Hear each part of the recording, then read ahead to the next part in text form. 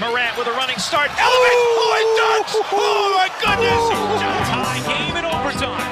Gasol will turn. His heave is good. Memphis on top. 7-10 remaining. Conley now with three. Count it. A 15-point lead for Memphis. And Blake Griffin gets into it on the floor with Randolph.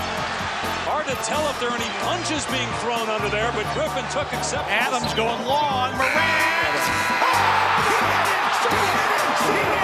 He hit it. John Morant, insanity.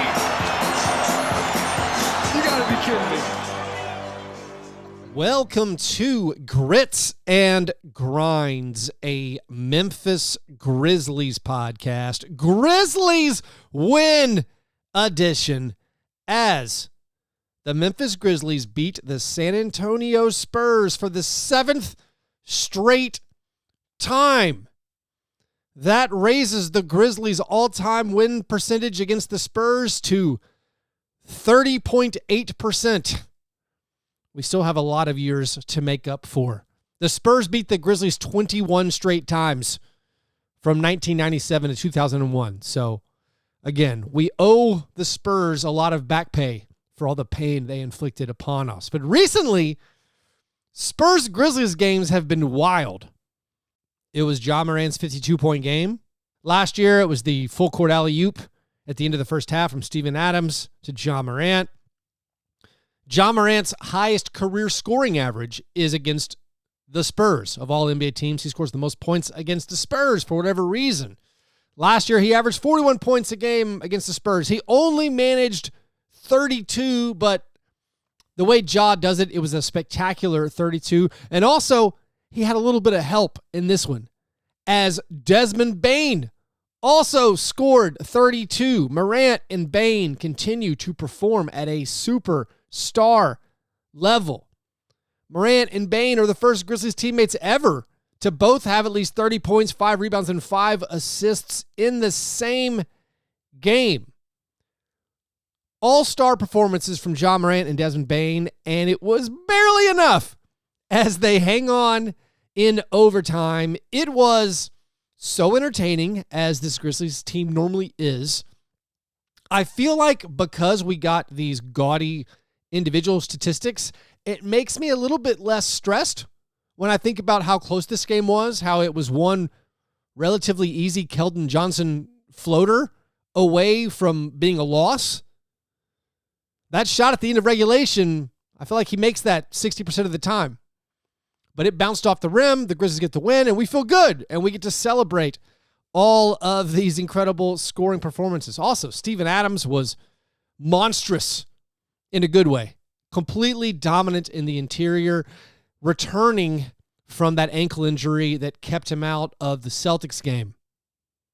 And I think in the second quarter, Steven Adams got more. No, in the first half, here's the stat. In the first half, Steven Adams got more offensive rebounds than the Grizzlies as a team got in the entire game against the Celtics. He finished with 10 offensive rebounds for the game, 19 total rebounds.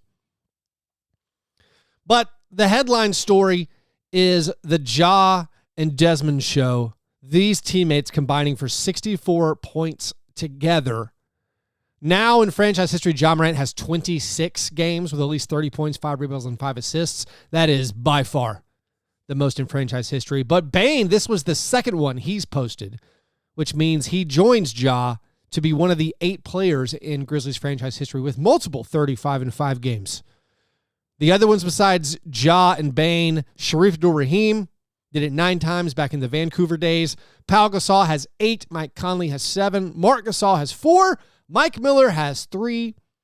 Tyreke Evans, in his 1 year on the Grizzlies, also had 3. And then Desmond Bane, he's now 8th in the most 35-5 games in franchise history with 2.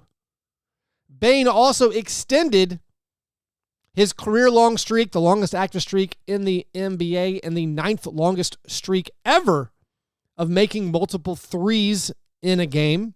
He took care of this one much more quickly than he did against the Celtics. The Celtics, it almost looked like it was going to go away until he made that shot with 4 seconds left. This one, he took care of it in the first half, no problem. Bane has hit 44 three-pointers now in his first 11 games. The most three-pointers ever for a player through 11 games is 62 by Steph Curry, so a little bit off Steph Curry's pace. The only players to make more three-pointers in their first 11 games of a season are Steph Curry, James Harden, CJ McCollum, Kemba Walker, Buddy Hield, and Paul George. So that means Desmond Bane has the 7th most three-pointers of any player through the first 11 games of a season. These are the most three-pointers Des has made over any 11-game span in his career. The most three-pointers by a Grizzlies player in an 11-game span is 53. That mark was set by Mike Miller back in December of 2006. I'm basically running out of adjectives for me to describe Desmond Bane. I mean, all-star works. He certainly put himself in position to be one of the 12 all-stars in the West. Although I guess only 11 spots are available since Ja's taking one of them. The 25, 5, and 5 averages of Desmond Bane, it's incredible. It's Reggie Miller, Klay Thompson. It's closer to Ray Allen-esque as far as the statistics. He's made this Michael Redd leap. There is an extremely strong argument that Desmond Bane and Ja Morant are the best backcourt in the NBA. And again, they won by the skin of their teeth. The Spurs had a three-pointer at the buzzer of overtime to win it, after the Grizzlies were up by 9 with 90 seconds left in overtime. A weird collapse. I mean, also, by the way, we have to give our kudos to Pete Pranica and Brevin Knight, alerting the game officials for this strange stoppage of the game clock. The game clock froze with 19.7 seconds left, and no one seemed to notice. The officials didn't notice. The official scorekeepers didn't notice, which is even weirder. Pete and Brevin yelled at the refs and seemingly got them to review this. I don't know if this goes to a review if Pete and Brevin are not yelling at the officials, alerting them to the fact that the game clock never started. So good job, Pete and Brevin. It was very entertaining seeing them being animated. I mean, viewers at home, we see it because the game clock is always on the screen for us. And when you're winning, you want that game clock to count down. And so I think most people sitting at home were like, hey, the clock's not going, the clock's not going, the clock's not going. And then you assume the referees would notice and fix it. But we needed our announcers to take care of business. Good job there. But the Grizzlies, gave up this little late run to the Spurs in overtime, and it ends up being a Devin Vassell missed three-pointer at the buzzer of overtime. And, of course, like I said, that Keldon Johnson missed floater at the end of regulation. It could have been a totally different story because outside of Desmond and Ja, there are still a lot of question marks, still a lot of issues. I know I should probably stop comparing this team to last year, but the Grizzlies for the second consecutive game only got 4 steals. This is now 3 games this year with only 4 steals. They only had 1 all of last year. But I guess the flip side is, the Grizzlies made 14 three-pointers in this one. They've now made 14 or more threes in 7 of their 12 games this season. Last season, they only had 21 games with making 14 or more three-pointers. So they're making a lot of three-pointers this season, and that's something we acknowledged in the preseason. They've chosen a different avenue for winning. Neither path is particularly better. Forcing turnovers, getting second chance points was last year's formula. This year's formula is offense and also second chance points. They're still good at getting second chance points, although not in the third quarter. In the third quarter, when the Grizzlies blew a 12-point lead, which, by the way, another double-digit blown lead in the second half of a game they end up eventually winning.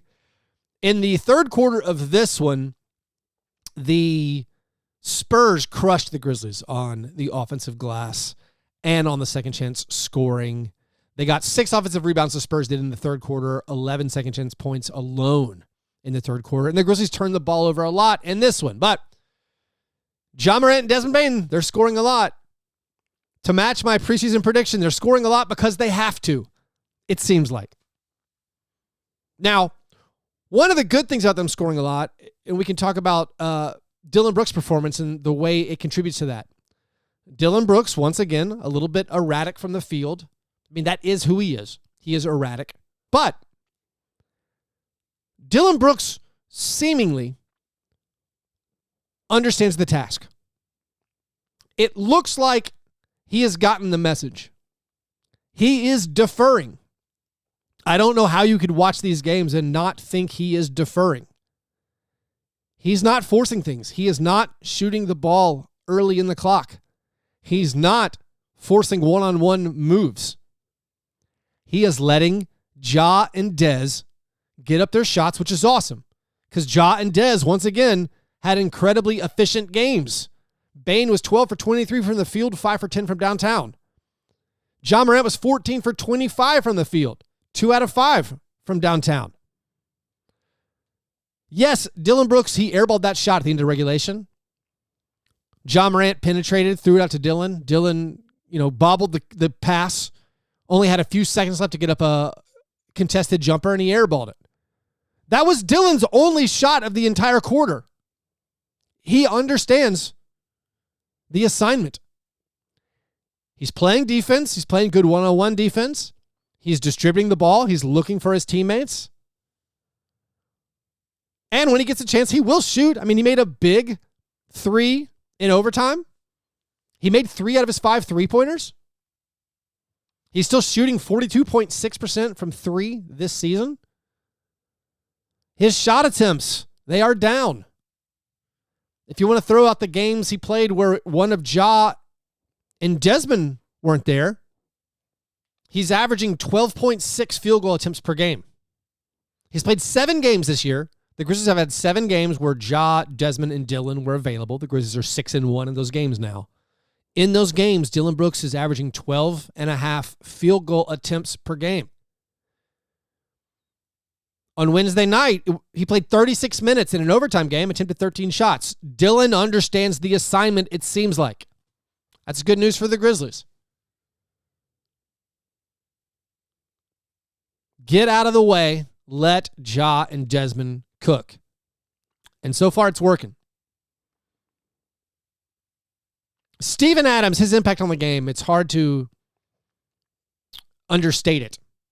Yes, Bane and Morant will get all the headlines because of all the scoring numbers.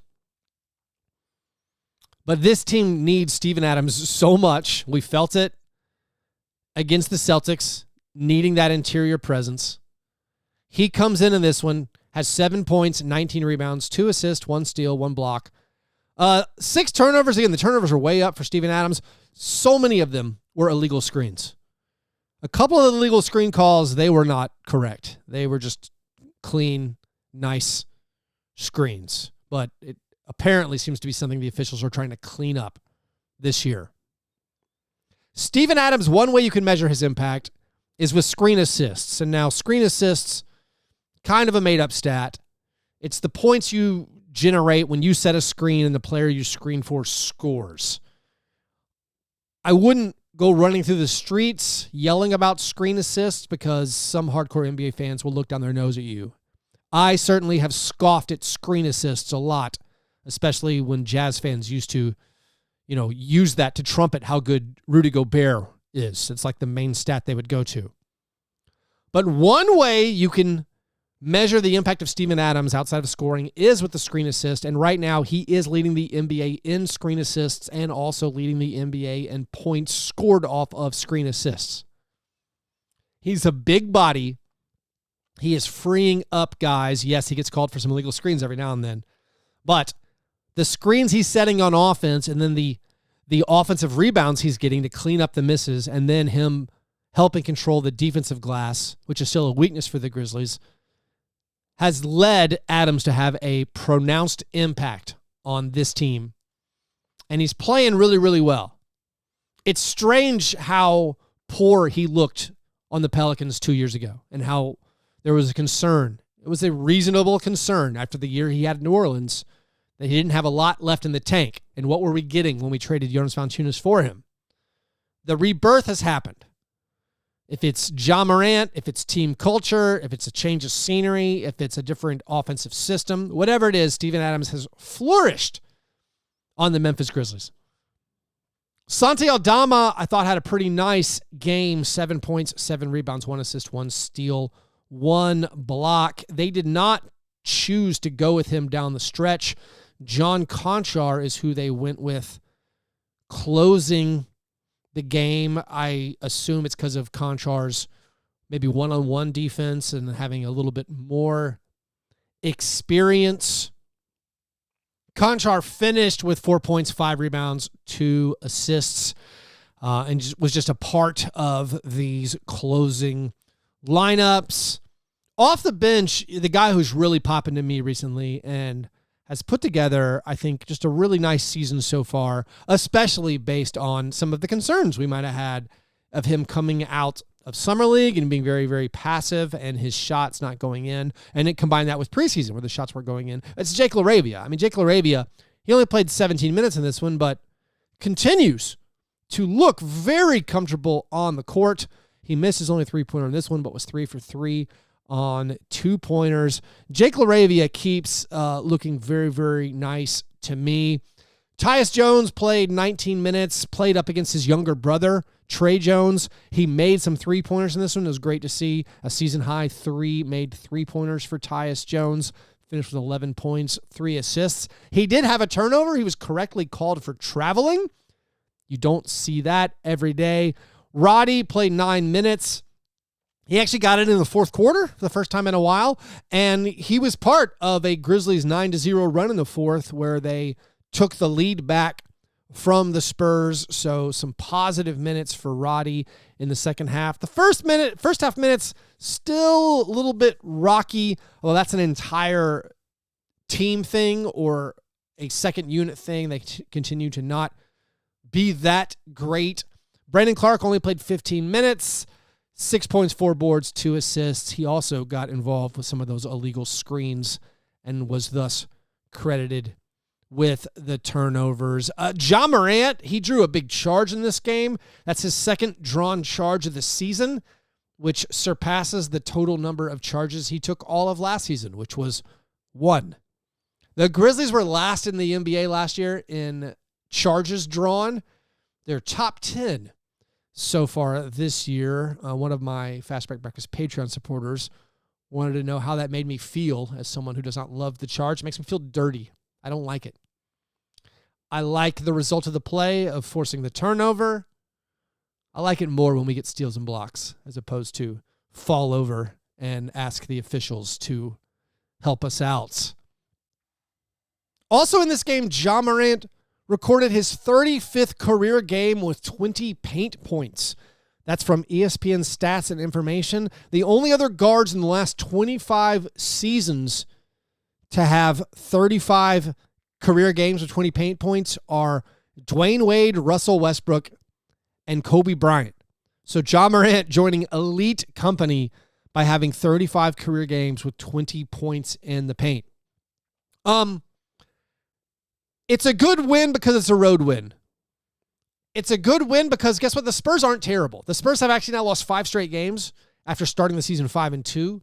But a lot of those games, they were missing players. Keldon Johnson missed some games. And Keldon Johnson had a really off night for the Spurs. If he has an okay game, they win.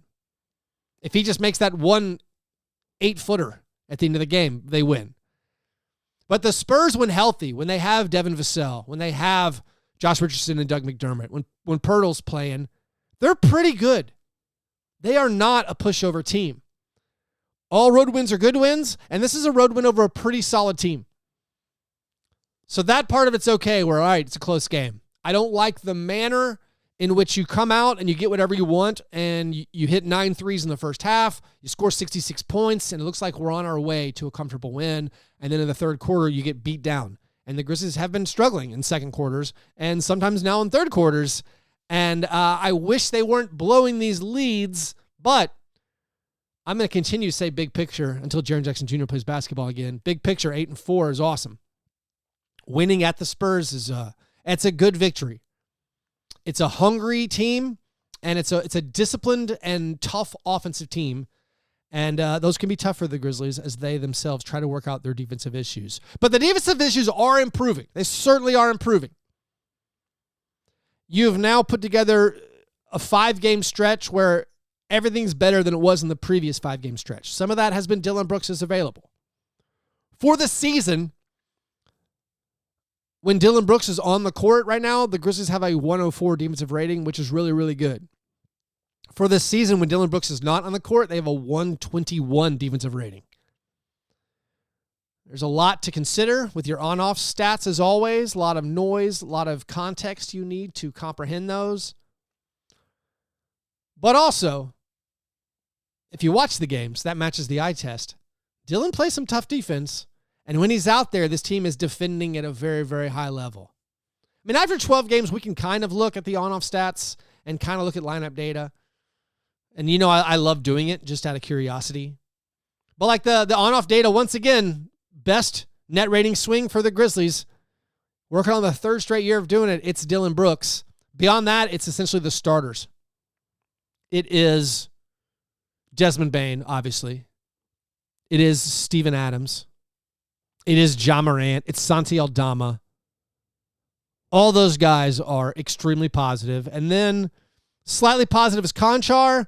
And then we start going slightly worse when he comes on the court, Jake LaRavia. And then the rest of the second unit has some really awful on-off swings. Brandon Clark, David Roddy, Tyus Jones, just brutal stuff. Right now, net rating swing, Tyus Jones is minus 28.4.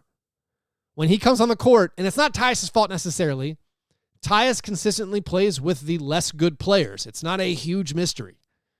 Now, it's a little weird because in previous seasons it hasn't been the case, where the Tyus on-off swing was good. But of course, that's not a huge mystery. The last 2-3 years, the Grizzlies' second unit talent has been very, very strong. This year, it's more up in the air. We like how LaRavia is playing. I liked how Roddy played this last game. I like Brandon Clark.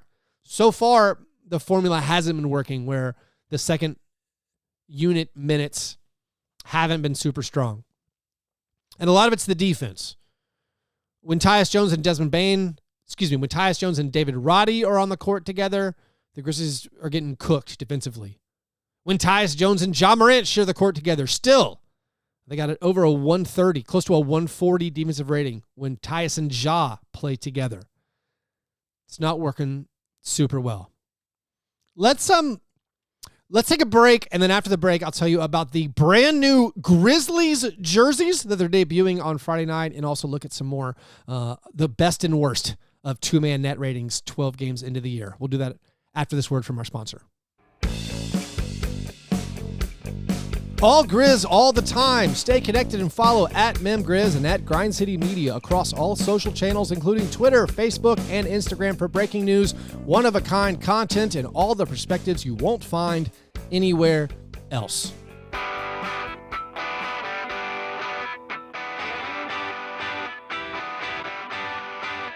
All right, so on Friday night, you know the Grizzlies play the Timberwolves. It is a rematch of last year's first-round series where the Timberwolves blew 3 separate double-digit fourth-quarter leads on the way to the Timberwolves losing in 6 games. It is the return of Kyle Anderson, personal beloved Grizzlies player of this podcaster right here. It's also the debut of the Grizzlies' new city jerseys. We've seen these leaked over the past few weeks, but haven't gotten a really great view of them. But now we have all the information.